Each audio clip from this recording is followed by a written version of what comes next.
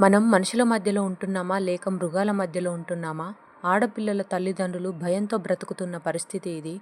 ఎంతోమంది కన్నీటి ధారలు, వాళ్ళు పడే బాధలు, ఘోరంగా జరిగే అన్యాయాలు, క్రూర మృగాలుగా మారిన కొందరు వెధవలు ఆడపిల్లలంటేనే ఆటబొమ్మలయ్యారు.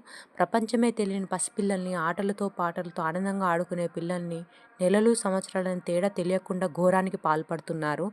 ఆ తల్లిదండ్రులకు ఏమని సమాధానం చెప్తారు? వాళ్ళ కన్నీటి ధారను ఏ విధంగా ఆపుతారు? ఏ న్యూస్ ఛానల్ చూసినా, ఏ న్యూస్ పేపర్ చదివినా రోజుకొక వార్త, రోజుకి పెరిగిపోతున్నాయే తప్ప తరిగిపోయేది ఎప్పుడు? చంపి ఇక్కడ పడేశారు, ఇంతమంది కలిసి ఇలా చేశారు, అలా చేశారని కథలు కథలుగా వస్తున్నాయే. కథలకు అంతం ఉండటం లేదు. ఎన్ని కోట్లు ఉన్న మన ఇండియాలో అన్యాయం చేసిన వాడు మాత్రం అంతరించడం లేదు. చర్యకి ప్రతిచర్య ఎలా ఉండాలి అంటే, బ్రతికి ఉండగానే నాకెందుకు ఈ బ్రతుకు అనేలా ఉండాలి.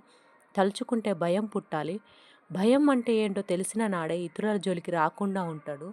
అన్యాయం చేసిన వాడిని అంతం చేయాలి. అది ఒక్కటే మార్గం. కిరాతకులు అంతరించిపోతే ప్రజలైనా ప్రశాంతంగా ఉంటారు. కిరాతకుల్ని అంతం చేయండి, అన్యాయాలను అరికట్టండి. అప్పుడు తెలుస్తుంది న్యాయం చేయడంలో మన ఇండియా డెవలప్డ్ కంట్రీ అని. అప్పుడే మనది గ్రేట్ ఇండియా అని.